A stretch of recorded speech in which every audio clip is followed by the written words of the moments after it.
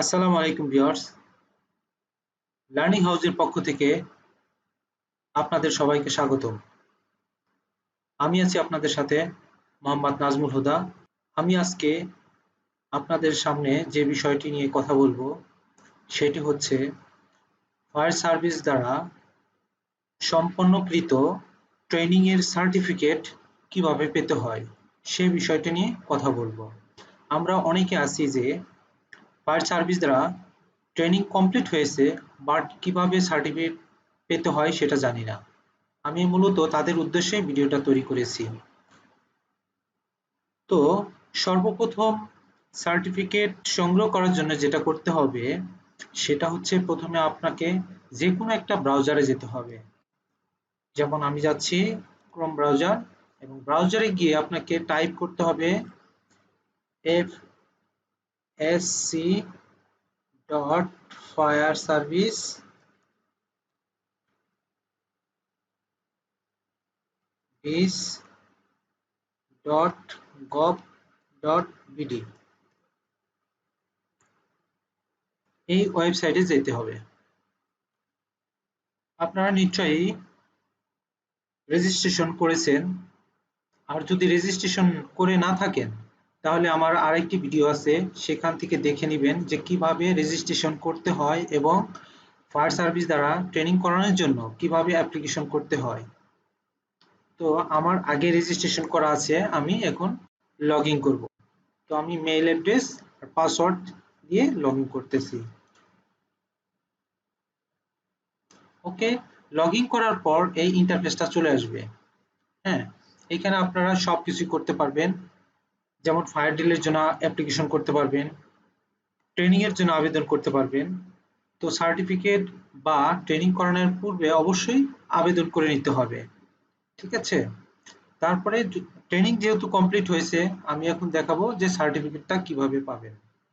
তো সার্টিফিকেট পেতে আমাকে প্রথমে আবেদনকারী প্রার্থীদের তালিকা এই একটা অপশনে যেতে হবে।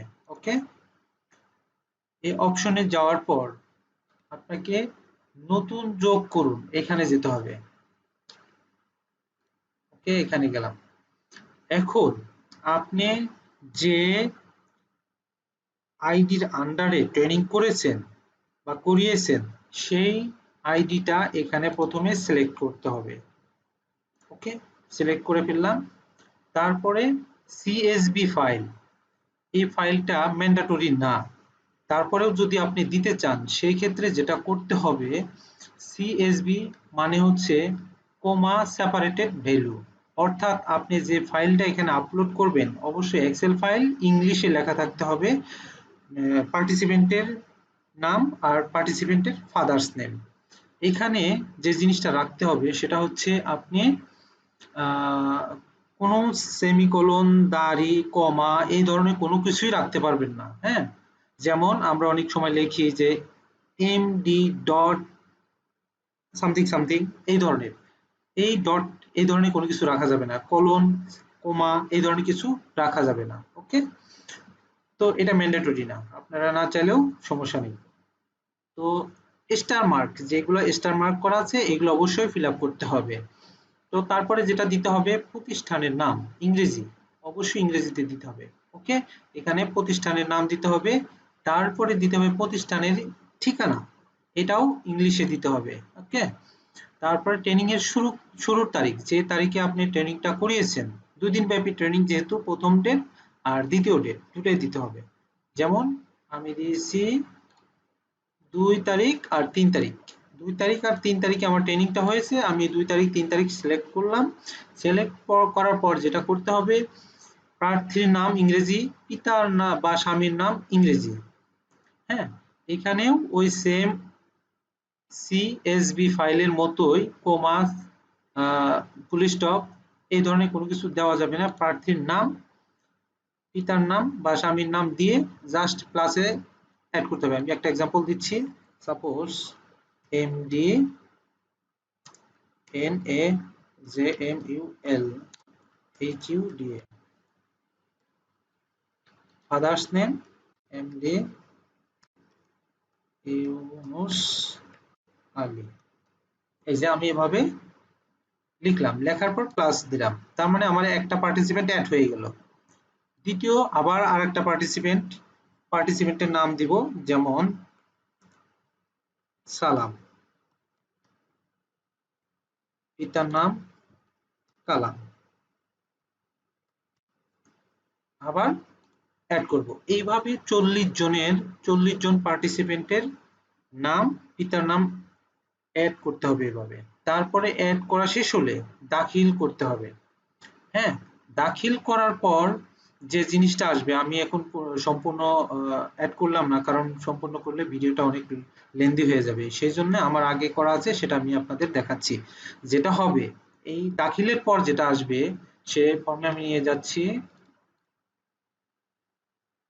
এই যে এরকম আসবে, যেমন এটা আমি অলরেডি করেছি। হ্যাঁ, 40 জনের নাম এখানে চলে আসছে, এই আইডির আন্ডারে এত জনের নাম, মানে 40 জন পার্টিসিপেন্টের নাম অলরেডি এখানে চলে আসছে। আমি চাইলে এখানে কিন্তু এডিট করতে পারবো। হ্যাঁ, এই যে এরকম, এই যে 40 জনের নাম, ঠিক আছে, এভাবে 40 জনের নাম চলে আসবে। ওকে, এখানে চাইলে আমি অ্যাড করতে পারবো, রিমুভ বা ডিলিট করতে পারবো, করার পর আমি আবার সাবমিট করতে পারবো।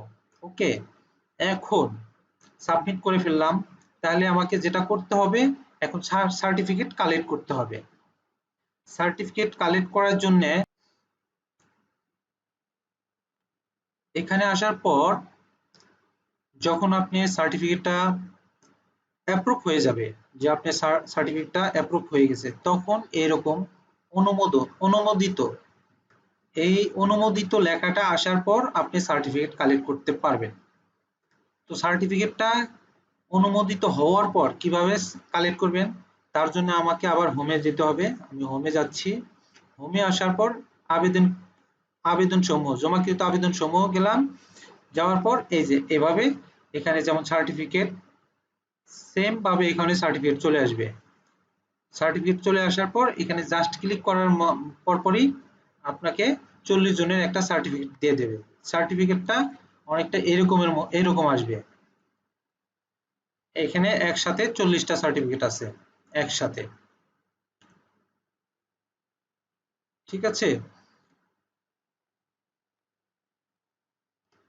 40টা সার্টিফিকেট। এখন অনুমোদিত হবে কিভাবে? যদি আপনার আর্জেন্ট প্রয়োজন হয় সার্টিফিকেটটা, তাহলে আপনাকে যেটা করতে হবে, ওদের সেলে ফোন দিতে হবে, ওদের সেলে ফোন দিতে হবে।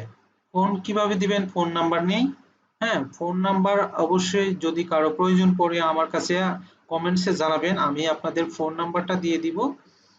তখন আপনারা যেটা করবেন, ওই ফোন নাম্বারে কল দিয়ে তাদেরকে বলবেন, অমুক ফ্যাক্টরি এত ওটি নাম্বার, আইডি নাম্বার এত, এই সার্টিফিকেটটা আমার আর্জেন্ট দরকার, একটু সার্টিফিকেটের ব্যবস্থা করেন। তখন ওরা আপনাকে ফোনে থাকা অবস্থায় বলে দিবে একটু অপেক্ষা করেন, অথবা 5 মিনিট পরে ফোন দেন। তখন আপনি দেখবেন যে ওরা অনুমোদিত দিয়ে দিছে। তখন আপনি জাস্ট সার্টিফিকেটে ক্লিক করার পর আপনি সার্টিফিকেটটা ডাউনলোড করতে পারবেন। এই ছিল আজকের বিষয়। তো যদি কারো ভালো লাগে ভিডিওটি, অবশ্যই সাবস্ক্রাইব করবেন, লাইক দিবেন, কমেন্টস করবেন। অ্যাকচুয়ালি আমার ইউটিউব চ্যানেল খোলার মূল উদ্দেশ্য হচ্ছে, যারা নতুন আছি আমার ফায়ার সেফটি নিয়ে, তারা যাতে একটু উপকৃত হয়, এটাই মূল উদ্দেশ্য। ঠিক আছে, সবাই ভালো থাকবেন, সুস্থ থাকবেন।